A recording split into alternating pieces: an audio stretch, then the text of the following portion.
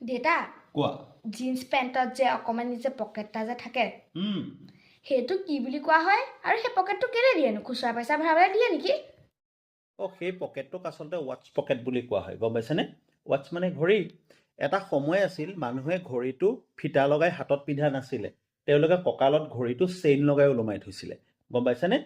কিন্তু চেইন লগাই ঘড়ীটো ওলোমাই থওঁতে কেতিয়াবা ডায়েলখন ভগাৰ সম্ভাৱনা থাকে বুজি পাইছা কথাটো আৰু সেই সময়ত মানুহে কি কৰিছিলে সেই